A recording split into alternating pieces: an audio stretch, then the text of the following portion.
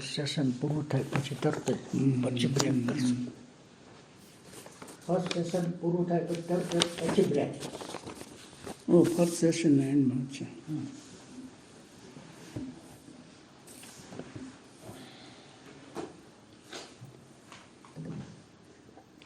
શ્રી અરવિંદ સાવિત્રીમાં નિમ્ન સ્તરોમાં સાધના જાય છે એના વર્ણનો કરેલા છે. એ સાવિત્રીમાં નાઇટ શબ્દ વાપર્યા હોય, સનાતન રાત્રિ, નર્કના પ્રદેશો, છેલ્લી અવસ્થા મેટરની છે, ત્યાં અશ્વપતિ ઉતરે છે તો એના વર્ણનો છે. એ કેવું છે? રૂપમ ઘોરમ ઇદમ, આ ગીતાનો શબ્દ છે. અને યમરાજનું વર્ણન છે, ભયંકર સ્વરૂપ છે. તો એ શ્રી અરવિંદ રાત્રિના પ્રદેશમાં ઉતરે છે. એટલે જ્યાં અત્યાર સુધી આપણે વિચારધારાઓમાં ઇનકાર કરીને સાધનામાં મોક્ષ લઈ લેવાની થિયરીનું પ્રતિપાદન હતું. એટલે પ્રકૃતિનો અડધો ભાગ બિલકુલ ઇનકાર કરી દીધેલો. અને જે પ્રદેશો ખેડાયેલા નહોતા, તો શ્રી અરવિંદ શા માટે રાત્રિના પ્રદેશમાં એટલે જળ તત્વમાં કેમ ઉતર્યા? તો એમને લખ્યું છે કે મારે વિશ્વનું મૂળ દુઃખ ક્યાંથી આવે છે, આ વિશ્વના પ્રશ્નોની મૂળ જે જગ્યા છે ત્યાં સુધી મારે જવું છે અને ત્યાં આનંદ ઉતારી લાવવો છે. એટલે અંધારાના ભયંકર પ્રદેશમાં ઉતર્યા. અત્યાર સુધીની જે સાધના હતી એ ઉર્ધ્વલોકમાં જતી. હિરણમય અને પાત્રે એના સત્યાસ એટલે સુવર્ણના પાત્ર ઉપરના સ્તરોમાં સાધના જતી. અને એક સ્તરે આત્મા શરીરમાંથી મુક્ત થઈ જતો. બસ જીવનનો હેતુ પૂરો થઈ ગયો. અને અડધી પ્રકૃતિનો ઇનકાર કરી દીધો. એટલે સમસ્યાઓ જ્યાંથી આવતી હતી એ સમસ્યાઓ સુધી પહોંચ્યા નહીં, પણ સમસ્યાને આપણે ઇનકાર કરી દઈએ કે આમાં નહીં પડવાનું અને મોક્ષની થિયરી આવી. તો શ્રી અરવિંદ અજ્ઞાનના પ્રદેશમાં ઉતરે છે આખા બધા. તો એના વર્ણનો છે બધા. એ પ્રદેશના પ્રતીકથી બધા વર્ણનો બતાવે છે. He saw the mouth of the ancient ignorance. ભયંકર અવિદ્યાનો એક ભયંકર મુખ જોવે છે. No man's land. I could not see, but only the soul feel. ત્યાં આંખ કે વૃત્તિઓ કે કલ્પના શક્તિ કાંઈ જ હતું નહીં, માત્ર અંતરાત્મા હતો. એક ત્યાં અંતરાત્મા હતો. He met with his bare spirit the naked hell. ભયંકર નર્કમાં શ્રી અરવિંદ પહોંચી ગયેલા. હવે શ્રી અરવિંદ ક્યાં ગયા અને કેટલી આ મહાન તપશ્ચર્યા છે, મનુષ્ય જાતિ કદી કલ્પના નહીં કરી શકે. એવો એક મહાન પુરુષ ઉતરી આવ્યા પૃથ્વીમાં. અને એવા પ્રતિભાશાળી મહાન વ્યક્તિ એક રૂમમાં 40 વર્ષ પુરાઈ ગયા. કાંઈ જ પણ જીવનની અપેક્ષાઓથી મુક્ત થયા. તો માતાજીએ લખ્યું છે શ્રી અરવિંદ ક્યાં ક્યાં ગયા સાધનામાં. અચિતના, માતાજીનું કોટ, અચિતના અંધકારમય પ્રદેશમાં ચાલ્યા ગયા છે, છેક મૃત્યુની સમીપ પહોંચી ગયા અને નરકની બધી યાતનાઓ એમને ભોગવી છે. કીચડમાં ગયા અને પૃથ્વીની પીડામાં પણ ગયા અને ત્યાંથી બહાર આવીને પછી પૂર્ણતાના શ્વાસોશ્વાસ લીધા. એટલે શ્રી અરવિંદ નર્કના પ્રદેશો અત્યાર સુધી ખોલેલા નહીં. એ ભયંકર આપણા જ પાર્ટ્સ છે. આપણું એક મોટું 10 માળનું બિલ્ડિંગ હોય, નીચેના 1-2 માળ વાપરીએ અને કચરો બધો, વૃત્તિઓ, આસક્તિઓ, અપૂર્ણતાઓ, ઈચ્છાઓ એ બધું ફેંકી દઈએ. અને એ પ્રકૃતિ છોડીને જતા મનુષ્યો. એટલે માતાજી એમ લખ્યું છે કે પ્રાણમય પ્રદેશ છે ને વૃત્તિઓને આસક્તિઓથી ખતબદે છે. અને ત્યાં અત્યાર સુધી પ્રભુનું આંદોલન આનંદ કંઈ ઉતર્યું નથી, અને શ્રી અરવિંદ એમાં એન્ટર થયા. હવે આ તપશ્ચર્યાને કોની સાથે સરખાવી? આ મહાન તપશ્ચર્યાને. માતાજી એમ લખ્યું છે કે શ્રી અરવિંદ સાથે તુલના કરવા માટે બ્રહ્માંડમાં એક પણ કટકોઈ નથી. ક્યાંય શ્રી અરવિંદની તુલના કોની સાથે કરવી? અને એક ભાઈએ સાધકે માતાજીને લખ્યું કે માં, મારે શ્રી અરવિંદને સમજવા છે. તો માતાજી કહે, ઓ, તમારે એમને સમજવા છે તો તમારે બધા ઇતિહાસ સમજવા પડશે, બધા યુગો સમજવા પડશે, અનેક અનેક યુગોના ઉથલ પાથલ બધું સમજવું પડશે. છતાં he is outside history, he is beyond history, આ બધાથી પર છે. માતાજીને પૂછ્યું શ્રી અરવિંદ છે કોણ? તો માતાજી એમ કીધું કે જાગૃત રીતે કે અજાગૃત રીતે, કોન્શિયસલી કે અનકોન્શિયસલી, પૃથ્વીમાં મનુષ્ય જાતિમાં આ ઉત્ક્રાંતિમાં જે જે ઘટનાઓ બની, ફ્રેન્ચ ક્રાંતિ થઈ, અગાઉમાં ઘણી ઉથલ પાથલ થયું છે, પછી અત્યારે પણ બધી જ ઘટનામાં he was always the president. આ ઉત્ક્રાંતિના અધ્યક્ષ શ્રી અરવિંદ હતા. કોઈ વખત જાગૃત રીતે, કોઈ વખત અજાગૃત રીતે, અને અત્યારે ફ્રન્ટમાં મુખ્ય સ્વરૂપ લઈને આવી ગયા છે. આ શ્રી અરવિંદનો પરિચય છે. તો શ્રી અરવિંદનું એક કાવ્ય છે, ગોડ્સ લેબર, ભગવાનનો પુરુષાર્થ, પ્રભુની તપશ્ચર્યા, અને એનું રેકોર્ડ થયેલું છે. એમાં એવું છે, એને કહેવામાં આવે છે, go deeper and deeper where none have gone. જ્યાં અત્યાર સુધી અંધકારના પ્રદેશમાં કોઈ નથી ઉતર્યું, ત્યાં દૂર દૂર તેવું જા. એ આખું કાવ્ય છે, અને એના વર્ણન છે, પણ આપણે બધું ટૂંકું થોડું કરતા જઈએ છીએ. I have labored and suffered a lot in matters night. મેં ભયંકર પુરુષાર્થ કર્યો છે અને મેં ભયંકર વેદનાઓ સહન કરી છે.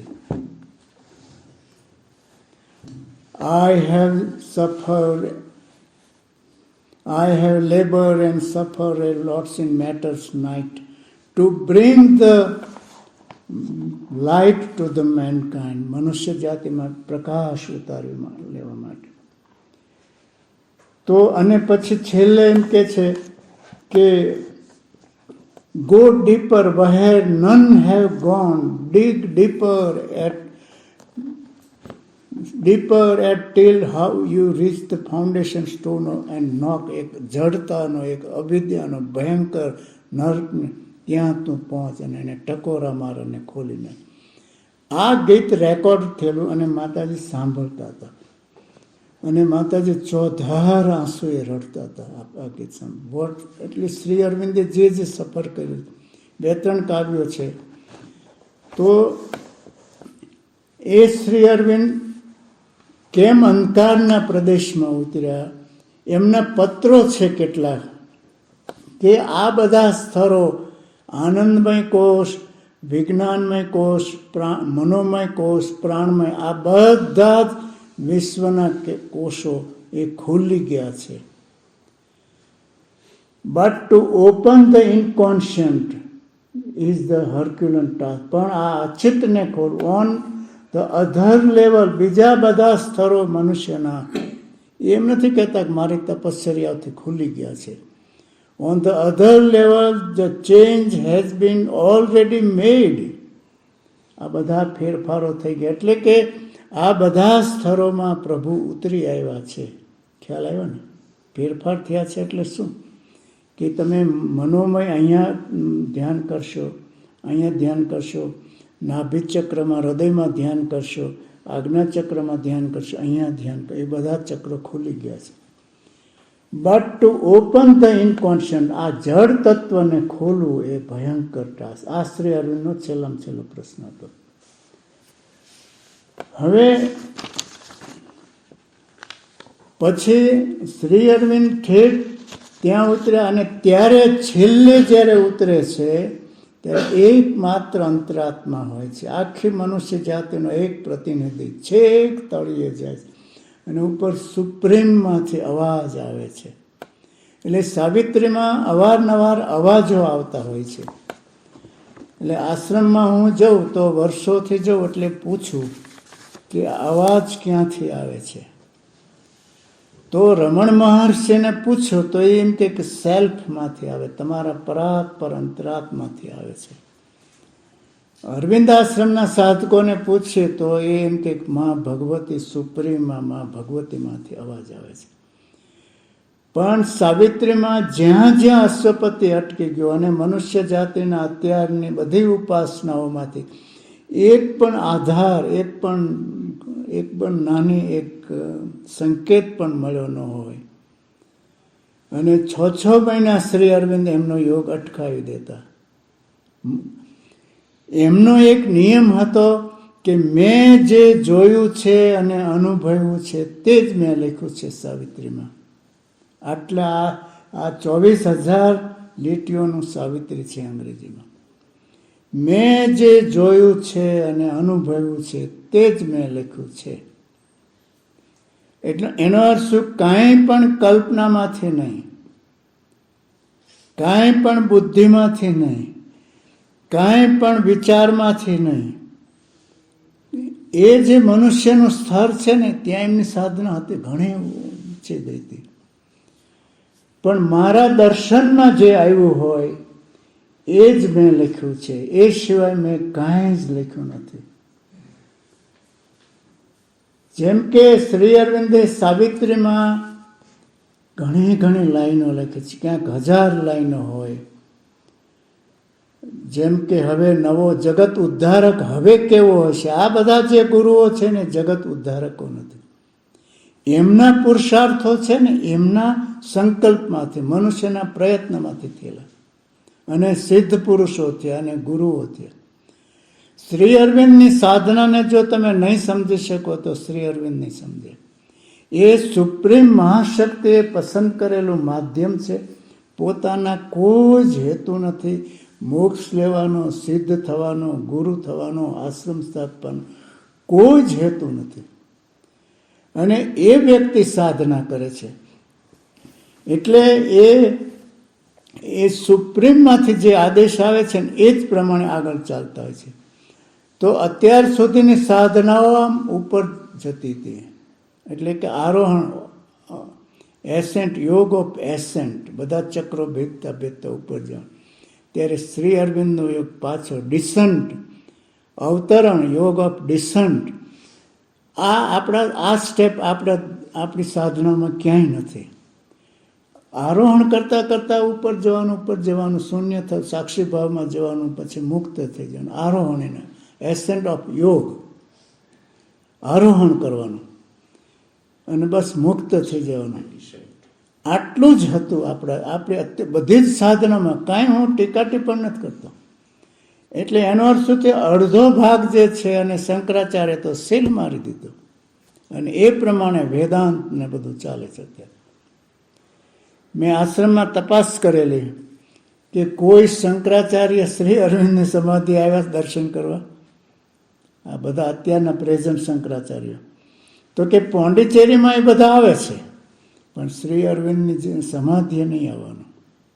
કારણ કે શ્રી અરવિંદ એક એવી વ્યક્તિ છે કે શંકરાચાર્યનો જે મિથ્યાવાદ છે ને એમને સાઈડમાં મૂકી દીધો. વેદાંત પ્રમાણે આ પ્રવચન દેવા બહુ જ સરસ છે. વેદાંતની થોડી પરિભાષા સમજી લો ને, અને થોડા વિદ્વાન હો ને અભ્યાસુ લોકોને સ્તબ્ધ કરી દો, એવા પ્રવચન દઈ શકે. પણ વેદાંતમાં ઉકેલ નથી, શુષ્ક બનાવી દીધું છે. હવે શ્રી અરવિંદ જ્યારે ત્યાં ઉતરે છે ને ત્યારે ઉપરથી અવાજ આવે છે સુપ્રીમ. એ તમે વાંચશો ને, સાવિત્રી સમજવા પ્રયત્ન નહીં કરતા, પણ સાવિત્રીના વર્ણનો હશે ને એ હૃદયમાં રાખજો. કાલ સંક્રમજીને કીધું ને કે એક તમે સમજો કે ન સમજો, એક કડિયો તમારી અંદર પછી પ્રકાશ ઉતરશે, આનંદ ઉતારશે. એટલે શ્રી અરવિંદે ઝંખના જે સ્ટેપ આપ્યું ને અહીંથી આપ્યું, એમના યોગમાં, એમના અનુભવમાંથી જ આવેલું. પછી અવાજ સાંભળે છે, ઓ શ્યોરલી, એક દિવસ ચોક્કસ પ્રભુ પોતાના રહસ્યના દ્વાર ખોલીને પૃથ્વી પર અહીંયા જળ તત્વમાં ઉતરી આવશે. અને એવું સત્ય ઉતરી આવશે કે આપોઆપ આત્માઓ મુક્ત થતા જશે. એક સુપ્રીમમાંથી એને વચન આદેશ મળે, વચન મળે.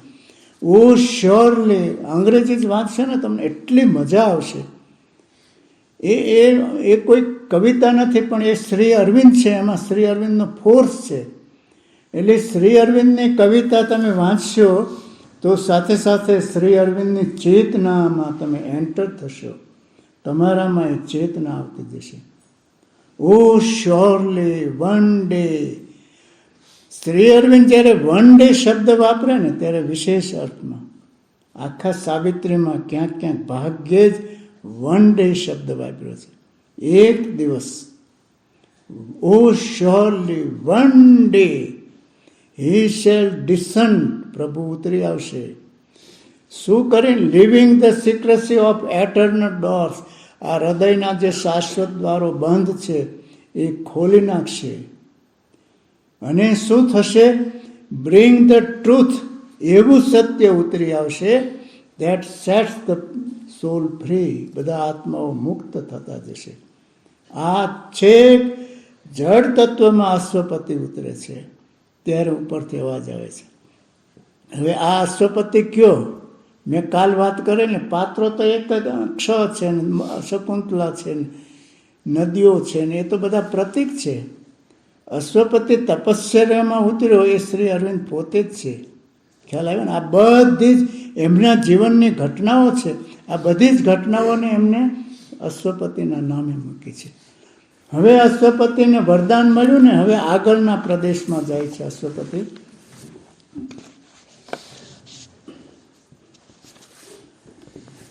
હવે અશ્વપતિ કેવી રીતે બહાર આવે છે એ પણ આમાં બતાવ્યું છે બધું, પણ એટલો ટાઈમ નથી.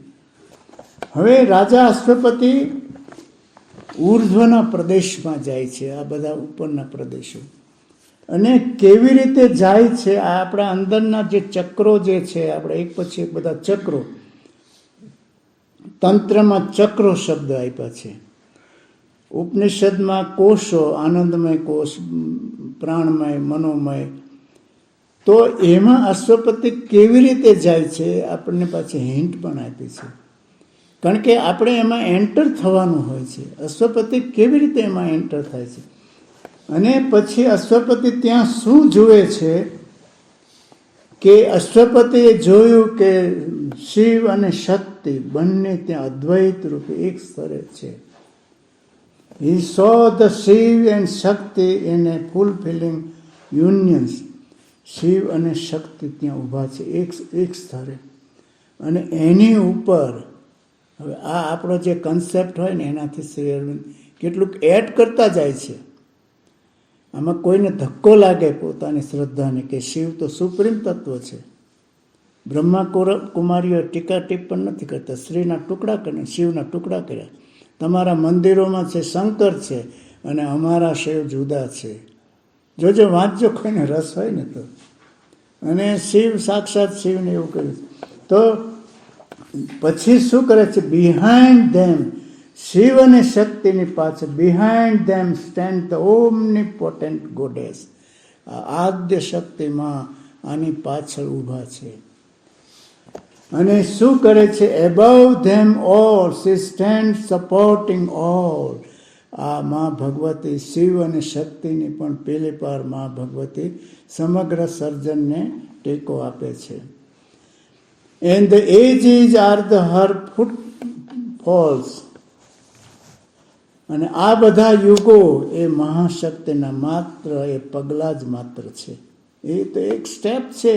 સુપ્રીમ મહાશક્તિ પૃથ્વીમાં આવ્યા જ નથી, એકમાત્ર એમનું આંદોલન ઉતરી આવ્યું છે અને એમાંથી આ બધું સર્જન થયું છે માત્ર. હવે આ જે મહાશક્તિ છે, હવે અશ્વપતિ શું કરે છે? એ પોતાના હાથ લાંબા હાથ કરીને પ્રાર્થના કરે છે આ મહાશક્તિની. એનું વર્ણન છે. હવે મહાશક્તિ જો એક્શન પ્રભુ તરફથી થાય તો જ મનુષ્ય જાતિ આગળ થઈ શકે. મનુષ્યના પુરુષાર્થથી કદી દિવ્ય દેહ બની શકશે નહીં. પ્રભુનો સંકલ્પ છે અને પ્રભુના પુરુષાર્થથી મનુષ્ય જાતિ દિવ્ય બની શકશે. શ્રી અરવિંદના લેટર્સમાં જે આ બધા પ્રશ્નો પૂછે કે કોઈ માણસ ઘણા પ્રયોગો થયા છે અગાઉ પણ. તો હવે અશ્વપતિ આ એક સ્વરૂપને પ્રાર્થના કરે છે. He saw the mystic outline of the figure. એ એક સ્વરૂપ સહેજ આમ અવિદ્યાનો પડદો હટે છે. મા ભગવતીનો સહેજ પડદો હટે. પૂર્ણપણે મા ભગવતી નથી આવતા. આ જે ચેપ્ટર છે ને એનું નામ વર્લ્ડ સોલ, જગત વિશ્વ આત્મામાં પ્રવેશ કરે છે. અને પ્લેટોએ ભગવાન અંગેની એક કલ્પના કરી છે કે એક પહાડ છે, મોટી ગુફા છે અને એમાં મનુષ્ય જાતિ આમ આખી ગુફામાં છે. એક પ્રતીકથી સમજાય. અને આ બાજુ પહાડ છે અને મનુષ્ય જાતિ પહાડ ઉપર જોવે છે, ભગવાનને ગોતે છે. ભગવાન પાછળથી પસાર થાય છે અને પડછાયો પહાડ ઉપર પડે છે અને મનુષ્ય જાતિ ભગવાન ભગવાન ભગવાન. આટલો અર્થ ખરેખર આટલો એક બિંદુમાં જ આપણને પરિચય થયો છે સનાતનનો. શબ્દો આવી ગયા છે.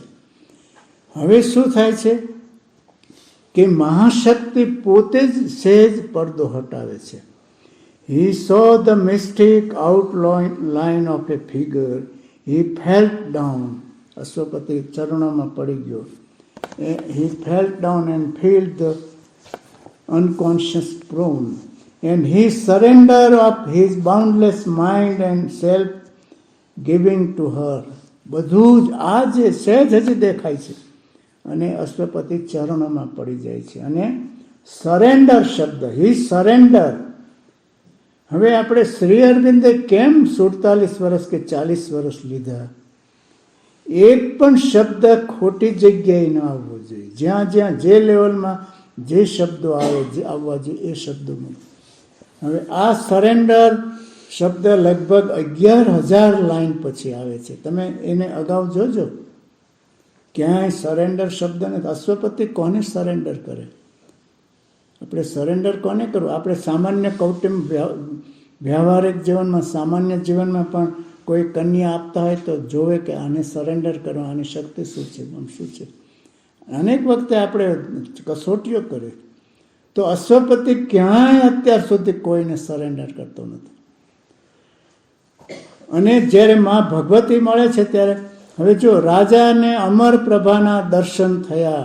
અશ્વપતિને માના મુખમંડળનો રહસ્યમય રૂપરેખા નિહાળી નીરવ હૃદયને સમર્પણ કરીને માના ચરણે ભાન ભૂલીને સાષ્ટાંગ દંડવત કરતો અશ્વપતિ ઢળી પડ્યો. આ એક સ્ટેજ જે શ્રી કૃષ્ણનું સ્ટેજ હતું એ સ્ટેજે હવે પછીનું ચેપ્ટર આવશે ત્યાં શ્રી અરવિંદ પહોંચે છે. 1926ની ઘટના એ આમાં રિફ્લેક્ટ થઈ છે. એટલે સાવિત્રી આખું શ્રી અરવિંદ. હવે જો શ્રી અરવિંદને એક જ માત્ર કસોટી હતી કે કઈ ચેતના, કઈ શક્તિ મનુષ્યને મુક્ત કરે, દિવ્ય બનાવે અને ઠેઠ જળ તત્વ સુધી ઉતરી આવે. કાલ પેલા સાહેબે, બેંકવાળા સાહેબે પૂછેલું કે આ કાયમી ક્યારે બને? કાયમી ત્યારે જ બને કે આપણા બધા સ્તરમાં ઉતરી આવે તો. હવે જો એક ચેપ્ટર સાવિત્રીનું પૂરું થાય ને ત્યારે પછીનું જે ચેપ્ટર, છેલ્લા ચેપ્ટરમાં એક એવું છેલ્લી લીટીમાં રહસ્ય મૂકી દે શ્રી અરવિંદ. તમે કાંઈ પણ ન સમજો તો શ્રી અરવિંદના જે સાવિત્રીના પ્રકરણો છે, છેલ્લી લીટી કઈ છે એ ચેપ્ટર પૂરું થઈ ત્યારે એટલી પાવરફુલ લીટી મૂકી દેશે.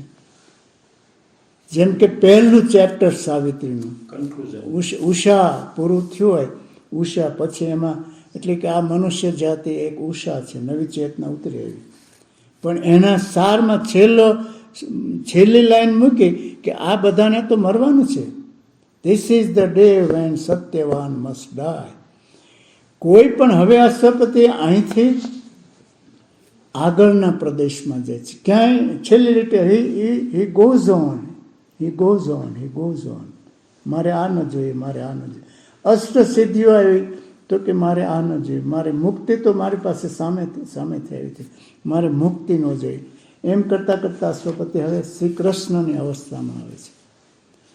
ભગવદ્ ગીતામાં 11મા અધ્યાયમાં જે વિરાટ સ્વરૂપનું વર્ણન કર્યું છે એ દર્શન તો માતાજીને જાપાનમાં થયેલું શ્રી અરવિંદનું. અને પાછું એ માતાજી એમ લખ્યું છે ભગવદ્ ગીતામાં જે ભગવાનના વિરાટ સ્વરૂપનું વર્ણન એનાથી પણ મોટું એક સ્વરૂપ હતું. અને એ સ્વરૂપે મારા આત્માને ઉપાડ્યો અને શ્રી અરવિંદ હતા. હવે કૃષ્ણ પછી શું થશે? આપણા પોતાના રિપોર્ટ છે. આપણે અંદર આ બધા સ્તરો છે જ તે. We are the Sons of the divine must be. આપણે પ્રભુના પુત્ર, અમૃતસ્ય પુત્ર વેદમાં ઉપનિષદમાં કીધું છે.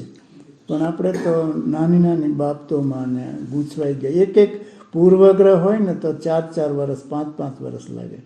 પૂર્વગ્રહ બંધાઈ ગયો, પછી એકમાંથી માન મુક્ત થયે, પછી બીજો પાડોશીમાં કોઈ આવે તો બીજો પૂર્વગ્રહ બંધાઈ જાય, સ્ટાફમાં કોઈ બીજો મેમ્બર આવે તો બીજો.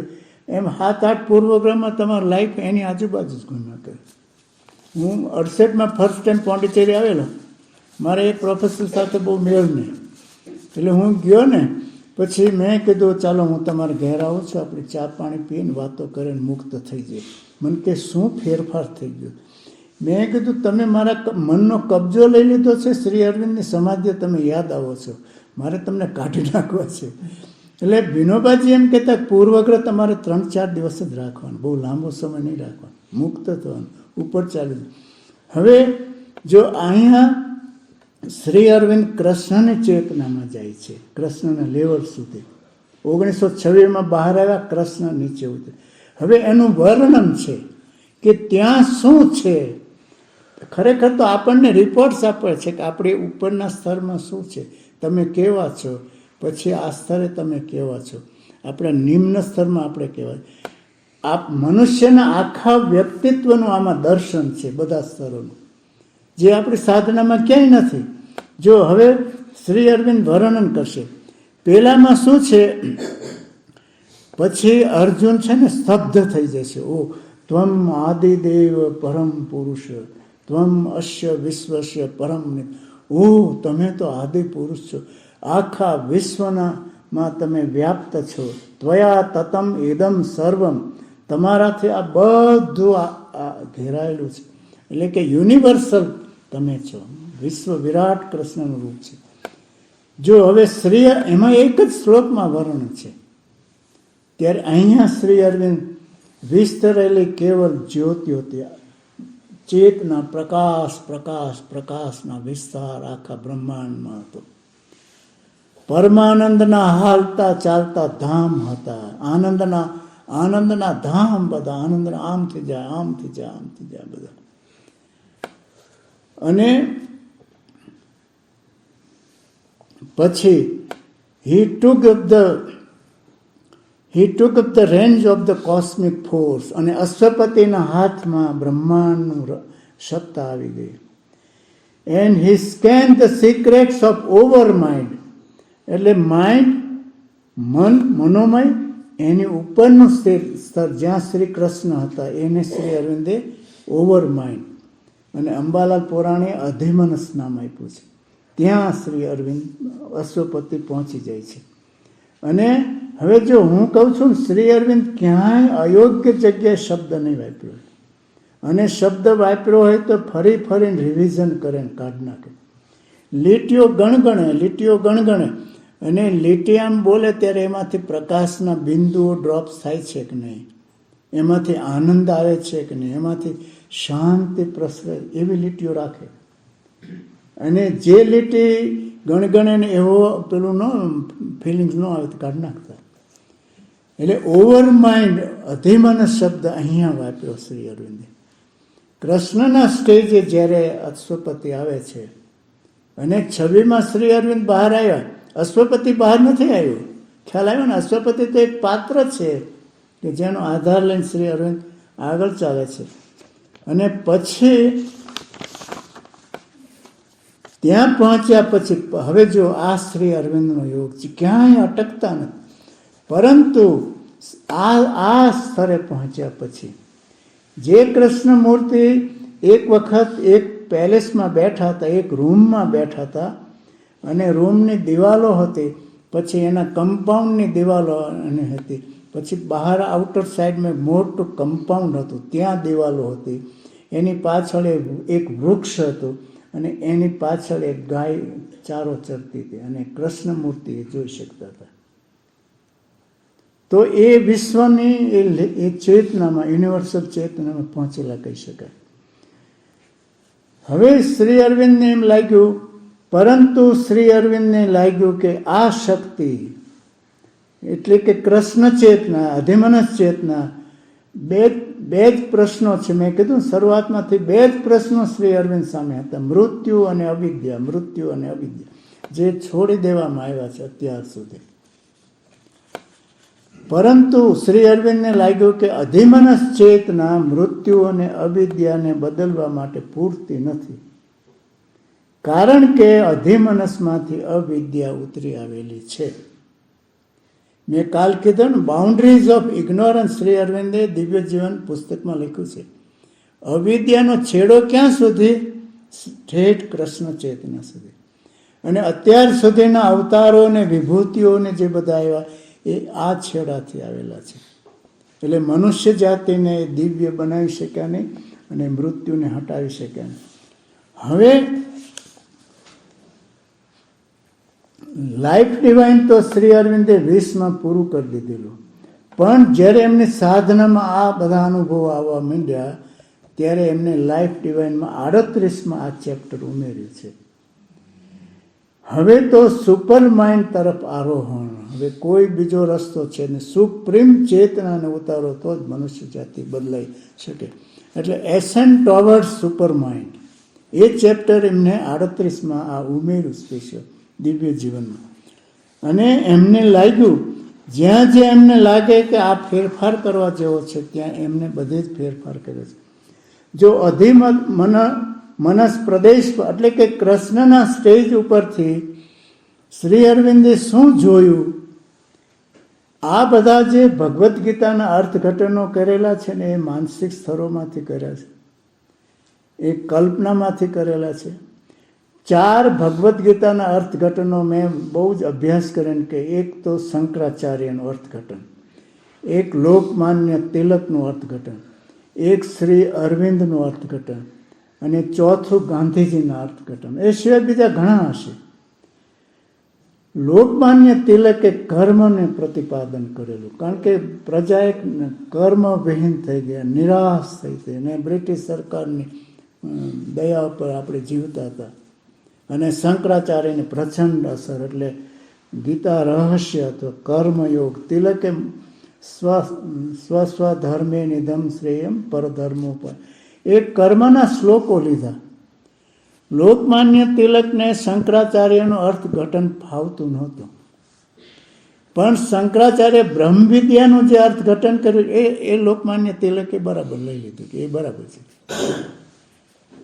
એટલે હવે શ્રી અરવિંદ, જો શ્રી અરવિંદને જ્યાં ફેરફાર લાગે, જેમ કે 1926 પહેલાં આ બ્રહ્માંડનું વર્ણન, આ બ્રહ્માંડ કેવું છે તો એમની એક લીટી છે, હી કોલ ધીસ એમ્બોડીડ અર્થ, આ બ્રહ્માંડ પ્રભુનું મંદિર છે એવું એમને લખ્યું છે.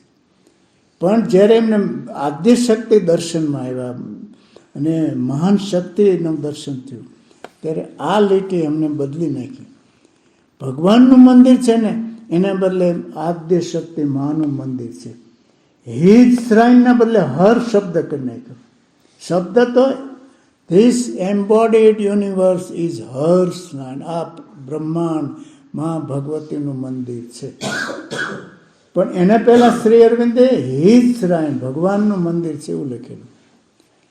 એટલે જ્યારે જ્યારે એમના અનુભવમાં આવ્યું કે આ બદલવા જેવું છે ભારતીય સંસ્કૃતિમાંથી કંઈ પણ બાદ કર્યા સિવાય પછી આગળ જાય છે અશ્વપતિ. અને હવે આ જે કૃષ્ણ પછીનો પ્રદેશ જે સાધનાનો છે એ બિલકુલ મનુષ્ય જાતિ માટે નવેસરથી આ ખોલવામાં આવેલો પ્રદેશ છે. એના વર્ણનો ક્યાંય નથી. એટલે એક હૃદય આવે છે અને એનું વર્ણન છે. માં ભગવતી કેવી રીતે આવે છે, એટલે આટલે સુધી અશ્વપતિ આવે છે ને એના પુરુષાર્થથી આવે છે, એની કલ્પનાથી આવે, એની શક્તિઓ દ્વારા આવે છે. જો સાવિત્રીમાં અશ્વપતિ બદલે છે, સાધનાની ધારા બદલે છે કે આ રીતે આમ નહીં થાય. એટલે અહીંયા સુધી આવ્યા પછી માં ભગવતી ઉપર ચેપ્ટર આવે, 4 ચેપ્ટર દિવ્ય માં ભગવતી. તમે ગણગણજો, કાંઈ જ નહીં કરો ને, જેનું અંગ્રેજ સારું હોય ગુજરાતી વાંચો તોય વાંધો નહીં, ગણગણશો ને. હવે શ્રી અરવિંદ એક જે ઊંચાઈ ઉપર જાય છે, એકદમ જે ઊંચાઈ ઉપર જાય છે, તો એમને એમ લખ્યું છે, જો ઘણું બધું કામ કર્યા પછી જે કૃષ્ણ મૂર્તિ કહેતા કે વડાપ્રધાન થયા હોય ને એને 1-2 દિવસ જ માત્ર આનંદ રહે છે, પછી એને ચિંતા થાય છે કે મારું પદ જશે તો, મારું પદ જશે તો, મારું પદ જશે. જો ઇન્દિરાજીને છેલ્લા વર્ષોમાં એટલી ચિંતા હતી કે આ જશે તો, આ જશે, કટોકટી નાખી દીધી, જેલમાં પૂર્યા અને સૂરના મંદિર ઉપર બધું આપ જાણો છો. એ જે કૃષ્ણ મૂર્તિએ કીધું 1-2 દિવસ, એટલે 1-2 દિવસ તો બરાબર, પણ 1-2 વર્ષ કહેતો પછી આનંદ નથી રહેતો, પછી ચિંતા શરૂ થાય છે. એટલે અને ઘણું બધું પ્રાપ્ત કર્યા પછી પણ અસંતોષ કાંઈક રહી જાય છે, કાંઈક રહી જાય, કોઈ પણ માણસ કાંઈક રહી જાય છે. એ શું છે? એ અસંતોષ શું છે? તો આપણો અંતરાત્માનો અસંતોષ. એટલે હવે શ્રી અરવિંદ માં ભગવતીને લાવે છે. આ બધું દુનિયા જે કંઈ તમને આપી શકે એ તો બધું અલ્પ છે, એ મારા અંતરાત્માને કદી સંતોષ આપી શકશે નહીં. આ અશ્વપતિ લખે શ્રી અરવિંદ. જ્યારે ચેપ્ટર બદલાય છે ને ત્યારે એટલી હાઈટ ઉપર લઈ જાય છે ને, પણ અંગ્રેજી એટલું સારું છે, ઓલ ઇઝ ટુ લિટલ. વડાપ્રધાનનું પદ કે કરોડો રૂપિયા મુકેશ અંબાણીને બધાને, આ બધું તો ધૂળ છે. All is too little that the world can give. આ દુનિયા આપી શકે એ બધું અલ્પ છે. It cannot fill the spirit thirst. મારા અંતરાત્માની તૃષાને આ કદી સંતોષ નહીં આપી શકે. અને પછી માં ભગવતીની આરાધના કરે. 4 ચેપ્ટર છે. એ ક્યાંય દુનિયાના ચિંતનમાં છે નહીં, કવિઓની પાસે છે. એટલે તમારે સાવિત્રી અઘરી છે, પણ તમે આ વર્ણન વાંચવા, માં ભગવતીના જે વર્ણન, તમારી માં છે આપણા હૃદયમાં છે. માતાજીને પૂછ્યું, માં તમે ક્યાં રહ્યો છો? તો કે હું તમારા હૃદયમાં છું. તો કે માં શું કરો છો અમારા? તો કે હું સૂતેલું છું. તો કે માં કેમ સૂતેલા છો? તો કે મને બોલાવતા નથી, બોલાવશો તો હું જાગીશ, બાકી હું શું, I am enseated in your heart. આ માં ભગવતી. અને માતાજી એમ કીધું કે હું તમારા હૃદયમાં સૂતેલ. છેલ્લે જ્યારે શરીર છોડ્યું ને ત્યારે એ એમણે નોટિસો મૂકતા બધા સાધકોને, અરે તમે બધું છોડીને અહીંયા આવ્યા છો, હું વૃદ્ધ નથી થઈ ગઈ, હું થાકી નથી ગઈ, મને શ્રી અરવિંદે સાધનામાં મારા શરીરને છોડી દેવાનું કીધું છે, તમે આનો લાભ લઈ લો. હું તમારી જન્મો જન્મની માં છું, આખી મનુષ્ય જાતિ. હું તમારી જન્મો જન્મની માં છું. મારી દીકરી જો દરિયામાં ડૂબતી હશે તો હું એવી માં નથી કે દરિયાના કાંઠે ઊભી ઊભી જોયા કરું. મારી દીકરીના નસીબમાં જો ડૂબવાનું લખ્યું હશે તો હું પણ તમારી સાથે ડૂબી જઈશ. મારી દીકરી ડૂબતી હોય ને માં હું જોયા કરું. તમે આટલું વાંચશો ને અદ્ભુત તમને. પછી માં બોલો, હૃદયમાં માં કે હું તરત જવાબ આપીશ. જ્યારે તમે મારું નામ લેશો ને એ પહેલાં મારું એક્શન શરૂ થઈ જશે. વિનોબાજીના આશ્રમમાં જતો, બોમ્બેથી એક બહેન મને કે શું કહે છે? મેં કીધું માતાજી એમ કહે છે તમારા પ્રશ્નો સાથે તમારે સંઘર્ષ નહીં કરવાનો, મને સોંપી દો. તમારા દુશ્મને મને સોંપી દો. માતાજી એમ કહેતા, તમારે જેની સાથે ન બનતો એ મને સોંપી દો. અને એટલે હદ સુધી કહેતા તો એટલા ખુશ છે. એટલે આપણે શું કરીએ, આપણા પ્રશ્નો સાથે સંઘર્ષ કરીએ છીએ, અપસેટ થાય છે, વિકૃતિ આવે, ટેન્શનો વધી જાય. હવે અશ્વપતિ માં ભગવતી પાસે એના વર્ણન છે. એ આખા બ્રહ્માંડમાં એક સનાતન માં ભગવતીનું હૃદય જુએ છે. A heart was felt in the spaces wide and bare. અનંત બ્રહ્માંડમાં એક ધબકતું હૃદય ભગવતી અશ્વપતિ જુએ છે. અને કીડીના ટાંગાનો પણ રણકાર એ માં ભગવતીના હૃદયમાં પડઘા પડે છે. આખા બ્રહ્માંડના બધા જે આંદોલનો, વૃત્તિઓ, એ બધાના એ માં ભગવતીના હૃદયમાં પડઘા પડે છે. A heart was felt in the bare wide and bare. અનંત બ્રહ્માંડ માં ભગવતીના હાર્ટથી જોડાયેલું છે. હવે અહીંયા એ સ્વરૂપ જુએ છે અને અશ્વપતિ ત્યાં પહોંચી શકતો નથી. ખ્યાલ આવ્યો ને? અને ત્યારે ઉપરથી અવાજ આવે છે. અને શ્રી અરવિંદે સરેન્ડર શબ્દ અહીં બીજી વાર વાપર્યો છે. પેલા માં ભગવતીને સરેન્ડર કરે છે, અહીંયા પણ સરેન્ડર. સરેન્ડર કંઈ નાની નાની વસ્તુઓ, નોકરી માટે, પૈસા માટે, એ સરેન્ડર એ સૂક્ષ્મ, બહુ સ્થૂળ છે. એટલે અહીંયા ત્યારે અવાજ આવે છે, only the vast surrender is our strength. આપણી તાકાત શું? મિલિટરી. જે કૃષ્ણમૂર્તિ કહેતા હોય છે, બીકમાંથી, રિએક્શનમાંથી બધું ઊભું કર્યું છે. કે મારી સલામતી શું? તો કે મારું કુટુંબ. મારા કુટુંબની સલામતી શું? તો કે મારી જ્ઞાતિ. મારી જ્ઞાતિનું સલામતી શું? તો કે મારું રાષ્ટ્ર. મારા રાષ્ટ્રની સલામતી શું? તો કે મિલિટરી. તો મિલિટરીની સલામતી શું? તો કે બોમ્બ. સલામતીમાંથી બોમ્બ ગોતે છે સિક્યોરિટી માટે. તો અહીંયા શું છે? વા સરેન્ડર. આ કોઈ સલામતી, એટલે અશ્વપતિ સરેન્ડર કરે. શ્રી અરવિંદના યોગનું આ બીજું સ્ટેપ. અને મૃત્યુ અંગે સાવિત્રીમાં શ્રી અરવિંદે થોડી જ લીટીઓ લખી છે, જ્યાં હજાર હજાર લીટીઓ. જગત ઉદ્ધારક કેવો હશે, એ નવો જગત ઉદ્ધારક તમે વાંચજો. હવેના ગુરુઓ, અગાઉના અવતારો, એ જગત ઉદ્ધારો એક પછી આવતા જાય. એટલે શ્રી અરવિંદે લખ્યું છે કે જગત નવો ઉદ્ધારક કેવો હશે. Those who want to bring heaven must tread the dolorous ways. ભયંકર રસ્તા ઉપર ચાલવું પડશે આ નવા જગત ઉદ્ધારક. And take up the burden of the earth, nature, અને આખી મનુષ્ય જાતિનો ભાર એના યોગમાં લેવો પડશે. હજાર 2,000 લીટીઓ લખી છે. સનાતન રાત્રિ, સનાતન દિવસ ઉપર શ્રી અરવિંદે છેલ્લા દિવસોમાં 1000 પંક્તિઓ લખી છે. પણ મૃત્યુનું જે ચેપ્ટર આવ્યું ને, એમાં નાની વર્ણન, એક માણસને સત્યવાનનું મૃત્યુ થયું એવું વર્ણન લખ્યું છે. શ્રી અરવિંદને પૂછેલું કે તમે સત્યવાનના મૃત્યુ અંગે આટલું જ કેમ લખ્યું છે?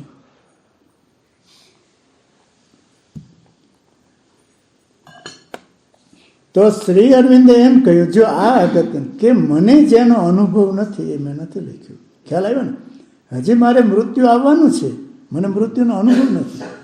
એટલે જો એમને સાવિત્રીને મેં જે જોયું છે, મેં જે અનુભવ્યું છે, એ જ મેં લખ્યું છે. હવે અહીંયા પહોંચ્યા પછી અશ્વપતિ છે ને એક એવા સ્ટેજે પહોંચે છે, ત્યારે એને અવાજ સંભળાય છે ઉપરથી. A boundless heart was near his longing heart. અશ્વપતિનું હૃદય ઝંખનાથી ભરેલું હૃદય હતું. અને એ ઝંખનાથી ભરેલા હૃદય પાસે એક બીજું એક વિરાટ હૃદય આવતું હતું. બંનેની વચ્ચે પુલ ઊભો થતો હતો. આ જે એક હૃદય છે, રમણ મહર્ષિ પણ હૃદયની વાત કરે છે. તો રમણ મહર્ષિને એમ પૂછેલું કે આપણા શાસ્ત્રોમાં તો એમ લખ્યું છે કે આ હૃદય, હાર્ટ જે છે ને, થોડું ડાબી સાઈડમાં છે. રમણ મહર્ષિ એમ કીધું કે ડાબી સાઈડથી સેજ રાઈટ સાઈડ છે. તો પંડિતોને બધા હોય ને, જૂનું વાંચે, કે શાસ્ત્રમાં તો આમ લખ્યું છે. મહાન શ્રદ્ધામાંથી બોલ્યા હોય ને રમણ મહર્ષિ, કે શાસ્ત્રમાં ગમે તે લખ્યું હોય, હું રમણ મહર્ષિ કહું છું, હૃદય આ છે. અને એમને ધબકતું હૃદયનો અનુભવ લખ્યો. ધબકતું હૃદય થોડો વખત એમને આખું એમાં પ્રવેશ થયો ત્યારે એમના શિષ્યોને એમ થયું કે આ તો મરી જશે. અને એ જ પ્રમાણે વિવેકાનંદ જ્યારે અમેરિકાથી આવ્યા ને પછી શ્રીલંકા આવેલા ને પછી રામેશ્વરના મંદિરમાં એમનું પ્રવચન હતું. એટલે વિવેકાનંદ એક કંઈક સ્ટેટમેન્ટ કીધું. તો પંડિતો જે વેદાંતથી તૈયાર થયેલા ને બધા એ કે શંકરાચાર્ય આમ કીધું છે તમે આમ કહો છો. હવે આ જે છે ને સુપ્રા કોન્ફિડન્સ કહેવાય. સાક્ષાત્કાર પામેલા પુરુષો જેમાંથી બોલે ને એ સુપ્રા કોન્ફિડન્સ કહેવાય.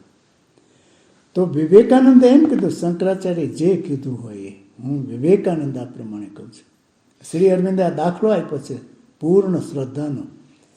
શ્રી કૃષ્ણ પછી રમણ મહર્ષિ, શ્રી અરવિંદ, વિવેકાનંદ એ કક્ષાના ઋષિ મુનિઓ છે. વિવેકાનંદને અમેરિકાથી આવ્યા ને પછી બધા એમના શિષ્યોને એ તો દે વર હાઈલી એજ્યુકેટેડ ગ્રેજ્યુએટ. ભારત માતા ગુલામ છે એનાથી એ બહુ વેદના એમને થતી. એટલે વિવેકાનંદ બધા યુવાન હોય ને એમ કે અહીંયા આવો ને એ રામકૃષ્ણ બાવા પાસે શું જાઓ છો, આપણે આઝાદ ભારત કેવી રીતે કરવું એની વાત કરીએ. એટલે પછી કોકે રામકૃષ્ણને કીધું કે આ વિવેકાનંદ તમારી ટીકા કરે. લાકડી લઈને દોડ્યા.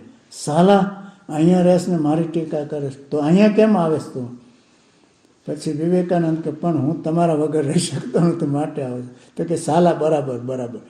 તો રામકૃષ્ણનું એક આગાહી હતી અને વિવેકાનંદ આગાહી જે બહુ અપસેટ થતા હતા ને એને તો એમને એમ કીધું કે આજથી 50 વર્ષ પછી ભારત સ્વતંત્ર થઈ જશે તમે અત્યારે આ મિશનના કામમાં. પછી રામકૃષ્ણ મિશનના અધ્યક્ષ સ્વામી આત્મસ્થાનંદ જેમણે એમને શરીર છોડ્યું, નરેન્દ્ર મોદી ખાસ મળવા ગયેલા એ રાજકોટમાં ઘણા વર્ષ સુધી. મેં એમને પૂછેલું, મેં કીધું વિવેકાનંદે આવું કીધું છે આજથી 50 વર્ષે ભારત સ્વતંત્ર થઈ જશે. અને બીજું એક વાક્ય એમણે એમ કીધેલું વિવેકાનંદે કે અમારા પછી હવે જે જન્મ લેવાના છે મને દેખાય છે કે એ તો એટલા ભવ્ય છે કે અમને એમ થશે કે એ વખતે અહીંયા હોત તો સારું હતું. મારા જે ગુરુ હતા આખાનંદજી સ્વામી એ કહેતા અવારનવાર, બહુ નહોતા કહેતા પણ મેં કીધું મેં છેલ્લે પછી હું લેક્ચર થયો પછી એમને શ્રદ્ધા બેઠી. મેં એમને પૂછ્યું કે બાપુજી સ્વામીજી આ મનુષ્ય જાતિ અવિજ્ઞાન આ બધા ભયંકર ભ્રષ્ટાચાર ને અનીતિ આ બધાનો કોઈ ઉકેલ ખરો જ નહીં. તો એમને કીધું કે આજથી 12 વર્ષ પછી એટલે એમને લગભગ 67-68માં કીધેલું કે 12 વર્ષ પછી એક મહાન શક્તિશાળી આત્મા આવવો જોઈએ. પછી મેં કીધું આપને કેવી રીતે દેખાય તો કે મને સંકેતો ધ્યાનમાં આવે છે. પછી કીધું એને ઓળખવો કેવી રીતે તો કે એ રહેશે સામાન્ય મનુષ્યની જેમ જીવશે પણ એનું ગૂઢ રીતે કાર્ય કરતા જશે. કોઈની પાસે પ્રગટ થશે ને એને ખ્યાલ આવશે. એટલે આપણો જમાનો છે ને આ જે બાવા સાધુ અને જૂની કથાવાળા કળિયુગ છે ને હળાહળ કળિયુગ છે ને આમ છે ને તેમ છે એ બધી વાત ભૂલી જજો અને એક મહાન યુગમાં પ્રવેશ થયા છે. આપણા અશ્વિન કાપડિયા જે છે ને એ આ સાવિત્રીને સતયુગી કથા કહે, સતયુગનું મહાભાગવત આ મહાકથા કહે છે. આ એક સતયુગ શરૂ થયો પૃથ્વી એની એક કથા છે. હવે અશ્વપતિને જો અવાજ આવે છે, કાલે મેં થોડી વાત કરી, રાજા અશ્વપતિ સર્જનના સર્વોચ્ચ શિખરે પહોંચી ગયો અને પરમાનંદના આનંદમાં લીન થઈ ગયો, મુક્ત થઈ ગયો. હવે અવાજ આવે છે, તું હે અશ્વપતિ તું અહીંયા પહોંચ્યો છે એ તું બહુ જ રેર છે. તે જે મેળવું છે તારું છે પણ હવે વિશેષ માગતો નહીં. કારણ કે મનુષ્ય જાતિ એટલી નબળી છે કે સત્યનો ભાર ઝીલી શકશે નહીં અને સત્ય જો ઉતરી આવશે તો પૃથ્વીના ભાંગીને ટુકડે ટુકડા કરી નાખશે. આ વાત એટલું સરસ. Alone thou hast standed at this eternal doors. આ બારને તું એક જ આવ્યો છે અત્યાર સુધી. What thou hast won is thine but ask no more. હે અશ્વપતિ મનુષ્ય જાતિ માટે તું પ્રભુને નીચે લાવવાનું માગતો નહીં. કારણ કે man is too weak to bear the infinite weight. મનુષ્ય એટલો નબળો છે કે પ્રભુનો ભાર ઝીલી શકશે નહીં. અને સમય પાક્યા પહેલા સત્ય આવશે તો પૃથ્વીના ભાંગીને ટુકડે ટુકડા કરી નાખશે. આપણું સ્કાયલેબ પડવાનું હોય ને ત્યારે બધા કેટલા ડરી જાય છે. અને ભગવાનની કેવી યોજના, કેટલો મોટો વિસ્તારવાળું સ્કાયલેબ. અને રાત્રે બધા સૂતા હોય ને સ્કાયલેબ આમ ગુરુમાં કે શુક્રમાં એક સહેજ આમ પૃથ્વી ફરે છે, આમ ઘસરકો કરતો જોયો ને સ્કાયલેબ તો આખી પૃથ્વીના ચૂરે ચૂરા કરી નાખ્યા. એટલા પાવરફુલ થશે અને પણ કંટ્રોલ કરે છે. મેન ઇઝ ટુ તો એક સ્કાયલેબ પડે ને મનુષ્ય જાતિના ટુકડે ટુકડા થઈ જાય તો એક પ્રભુ ઉતરી આવે તો મનુષ્ય જાતિની શું અવસ્થા. એટલે અશ્વપતિ એમ કે all things shall be change in God. ભગવાનનો સમય આવશે ત્યારે બધું બદલાઈ જશે. હવે અંબાલાલ પુરાણે જ્યારે અમારી કોલેજમાં આવેલા ને ત્યારે હું પ્રીમાં હતો, પણ બહુ કંઈ સમજતો નહોતો, પણ એટલી અસર થઈ પછી મેં ગોતી કાઢ્યું કે આ બધા. હવે જો મા ભગવતી આમ કહે છે, અશ્વપતિ શું કહે છે, ખ્યાલ આવ્યો ને? હા, હું હે માં, મેં તમારું આવું ભવ્ય મુખ જોયું છે, હું હવે કેવી રીતે શાંત રહી શકું? આ મારા ડલ મૃત્યુથી ભરેલા, અંધકારથી ભરેલા, તમસથી ભરેલા એ ઉપનિષદનું જે છે ને, સત્યમાં અસત્યમાંથી સત્યમાં અને મૃત્યુમાંથી અમરત્વમાં અંધકાર, એ જ આમાં આપ્યું છે એક્ઝેક્ટ. હવે અશ્વપતિ એમ કે છે, how shall I rest content? હું શાંત કેવી રીતે રહીશ? એક બેબી નાની હોય 2-3 મહિનાની, 4 મહિનાની, એ માના મોઢાને ઓળખથી થાય, માનું મોઢું જોઈ શકે, જોવે પછી માં દૂર જાય તો એ કેવી રીતે રહી શકે બેબી? અને જો આખો દિવસ માના એમના આજુબાજુ એની દ્રષ્ટિ, બાળક પડ્યું હોય ને એની દ્રષ્ટિ માની આજુબાજુ જ ઘૂમતી હોય. હવે Ashwapati, how shall I rest content? I who have seen the glory of thy face. મેં તમારું આવું ભવ્ય રૂપ જોયું છે. એન્ડ અમારા દિવસો કેવા છે? વિથ ધ મોર્ટલ ડે, મૃત્યુમાંથી અમૃતમાં ગયા નથી હજી. એક્ઝેક્ટ એ જ ઉતાર. Dull measures of terrestrial thing, તમસ, ડલ મેજર એટલે તમસ, એમાંથી પેલામાં લઈ જવાનું. અને પછી અશ્વપતિ જે દલીલો કરે છે, અંબાલાલ પુરાણે એમ કીધું કે મનુષ્ય જાતિના ઇતિહાસમાં આ લીટીઓ બધી પ્રભુ તરફથી ઉતરી આવી છે. એટલે શ્રી અરવિંદ તો માત્ર પેન પકડીને બેઠા રહેતા, સહજ પૂરું ના આવે અને પછી લખતા. તો ત્યાં આવે છે જો આગળ પછી અશ્વપતિ દલીલો કરે છે કે I who have seen the glory of the ever the centuries and millenniums pass. કેટલા યુગો પસાર થઈ ગયા, સતયુગ, દ્વાપર, ત્રેતા, કલયુગ, બધા યુગો પસાર થઈ. We only hear the feet of passing god. કોઈ એક વ્યક્તિ આવે ને જાય ત્યારે પછી કે ઓ એ તો અવતાર હતા, ઈસુ ભગવાનને વધસ્તંભ ઉપર ચડાવી દીધા ને પછી કે ઓ એ તો અવતાર હતા ને પૂજવા માંડ્યા. એવર ધ સેન્ચુરીઝ એન્ડ એક સૈકાઓ ને યુગો પસાર થઈ ગયા. કોક વખત એક પ્રભુનો પૈગંબર આવે. We only hear the feet of passing God. એ પસાર થઈ જાય ત્યારે ખ્યાલ આવ્યા તો અવતાર હતા. ગાંધીજીનું ખૂન થયું અને ત્યારે પછી 13 દિવસ, શ્રાદ્ધના 13 દિવસ વિનોબાજીએ પ્રવચનો આપેલા.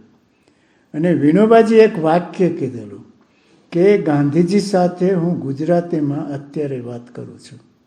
તે આખા દેશમાંથી કાગળ કે આવવા માંડ્યા, મારે પણ પૂછવા માંડ્યા કે સ્પષ્ટ કરો ને, વધારે સ્પષ્ટ કરો. ગાંધીજી સાથે હું ગુજરાતીમાં વાત કરી શકું. તો વિનોબાજી કે આમાંથી આટલું સ્પષ્ટ છે, આનાથી સ્પષ્ટ શું હોઈ શકે કે બીજું? ગાંધીજી સાથે હું અત્યારે વાત કરી શકું છું ગુજરાતીમાં. પણ એ જાય ને પછી આપણને એમ થાય કે આવા માણસને આખો દેશ વેદનામાં ભરાઈ ગયો. Gandhi is dead.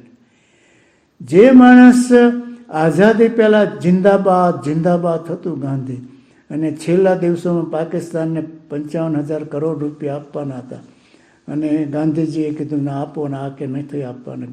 ગાંધીજી ઉપવાસ ઉપર ઉતર્યા ત્યારે આખા દેશમાં લેટ ગાંધી ડાય, ગાંધી મુર્દાબાદ, ગાંધી મુર્દાબાદ. આઝાદી લાવી દીધા એ માણસ. અને નોઆખલીમાં એ માણસ પાગલની જેમ દોડતા હતા બંગાળમાં. મારા ભાઈઓ હિન્દુ મુસ્લિમ, અને ગાંધીજી ન હોત તો બંગાળમાં ઘણું ખૂનામાર્કે થયો, હોનારત જેવું થઈ ગયું.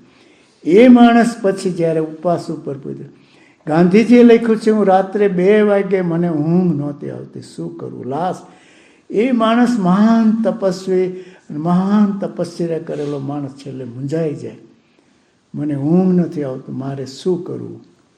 ત્યારે ગાંધીજીએ લખ્યું, સત્યના પ્રયોગો એમનું પુસ્તક છે, એમાં નથી પણ પછીની આ ઘટના છે. મેં પ્રાર્થના કરી ત્યારે મેં અવાજ સાંભળ્યો, આ ગાંધીજીના શબ્દો છે કે ઉપવાસ કરો. પછી બીજો સવાલ પૂછ્યો, કેટલા ઉપવાસ કરું? તો કે 21. પછી ગાંધીજી ઉપવાસ કર્યો. 3 દિવસ થયા ને આખા દેશમાં ગાંધી મુર્દાબાદ, ગાંધી મુર્દાબાદ, ગાંધી મુર્દાબાદ. અને પછી 3જા દિવસે ગાંધીજી ઊભા નહોતા થઈ શકતા. એટલે સરોજીની નાયડુ ને બીજા કોઈ પ્યારેલાલ કે મહાદેવ દેસાઈ તો વહેલા, પ્યારેલાલ પછી એમને આમ ઊભા કરીને ગાંધીજીને ઊભા કર્યા ઉચકીને. પેપરોમાં આવેલું ગાંધી સિંકિંગ, ગાંધી સિંકિંગ, ગાંધીજી મરતા જાય છે, ગાંધીજી મરતા જાય છે. પાછા આખા દેશમાં સેવ ગાંધી કમિટીઓને મળી, આખા દેશમાં ગાંધી બચાવો, ગાંધી બચાવો. હવે આટલા પૈસાને શું કરું? આપી દો પૈસા, એક આવો મહાન તપસ્વી મરી જાય છે. પછી પૈસા આપ્યા ને ગાંધીજીને આખા દેશમાં પ્રાર્થના થઈ ને કે ના, ગાંધીજી મરવા તો ન જોઈએ, ગાંધીજી ભગવાન, ગાંધીજી બચી જાય. બીજે દિવસે ગાંધીજી ઊભા થઈ ગયા એમની રીતે. ખ્યાલ આવ્યો ને? શ્રી અરવિંદને પૂછ્યું કે ગાંધીજી આ દિવસે તો ઊભા નહોતા શકતા અને બીજે દિવસે કેમ ઊભા થઈ ગયા એમની રીતે?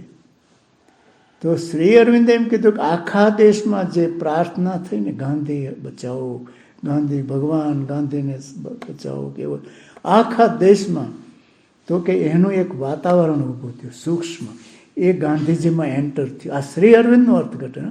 ગાંધીજીમાં એન્ટર થયું અને એમાંથી તાકાત મળેલી ગાંધી. હવે અહીંયા જો ધ ઇયોન્સ રિપીટ, યુગો પસાર થાય, સૂર્ય ઉગે છે ને આત્મે છે, યુગો અને શતાબ્દીઓ યુગ આવે છે, ચેન્જલેસ રાઉન્ડ, ઇયોન્સ રિપીટ્સ ધેટ ચેન્જલેસ રાઉન્ડ, બધા રાઉન્ડો આવતા જાય છે, જતા જાય. અનેક ઉતરી આવ્યા મનુષ્ય જાતિમાં અવતારો, વિભૂતિઓ, દેદીપ્યમાં સર્વશક્ત. આ ગુજરાતી ભાષાને કરું.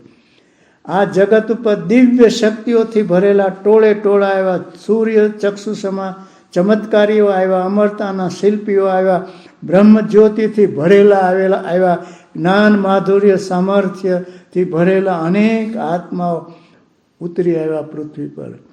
તેથી અમને એમ હતું કે એક દિવસ આ બધાની તપશ્ચર્યાના કારણે મનુષ્ય જાતિ તરી જશે. ધેર ટ્રીડ, આ બધાના પગલાં થયા છે પૃથ્વી પર, રામના, કૃષ્ણના, બુદ્ધના, મહાવીરના, રામકૃષ્ણના, ઈસુના, પૈગંબર સાહેબ. ધેર ટ્રીડ, આ બધાના પગલાં. One day shall change the suffering earth, દુઃખી મનુષ્ય જાતિને બદલી શકશે. પણ હવે આવે છે, પણ આ બિહાઇન્ડ હિઝ વેઇન લેબર. હવે આ એમ કીધું કે અમે આ ભયંકર પુરુષાર્થ કરે છે, પરસેવો, લોહી, ટીયર્સ, ખૂન, આવી દુનિયામાં આ હમણાં પગલાંથી ઉતાર થશે. હવે આ શબ્દો ચર્ચિલના છે. પહેલું પ્રવચન આપ્યું ને, આ શ્રી અરવિંદે 32 પહેલાં લખ્યું, ચર્ચિલે 40 કે 41, આ જ એક્ઝેક્ટ આ જ શબ્દો વાપરેલા છે. જો અત્યારે શું કહે છે? બિહાઇન્ડ હિઝ વેઇન, નિરર્થક લેબર, પરસેવો, લોહી, ટીયર્સ અને ખૂન.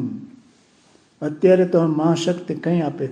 જ્યારે શ્રી અરવિંદ પાસે ટાઈપ કરીને મૂક્યું, એમનું આકાશવાણી ઉપર રેકોર્ડિંગ આપ્યું, તો શ્રી અરવિંદે કીધું મારે જે બોલવું હતું એ જ ચર્ચિલ બોલ. My words have enter in his mind. Exact આ શબ્દો શ્રી અરવિંદના છે. આ સાવિત્રીની લાઈન લાવ્યો છું. અને પછી અશ્વપતિ કહે છે કે એક મહાન એક્શન સુપ્રીમમાંથી થાય અને મનુષ્ય જાતિના પ્રારબ્ધના સીલ તોડી નાખો. અને એવું એક્શન થાય છે. અને આ અશ્વપતિની તપશ્ચર્યા 12,000 લીટીઓ છે. એટલે કે વચન મળ્યું અને પૃથ્વી પર દિવ્ય શક્તિનું અવતરણ થાય.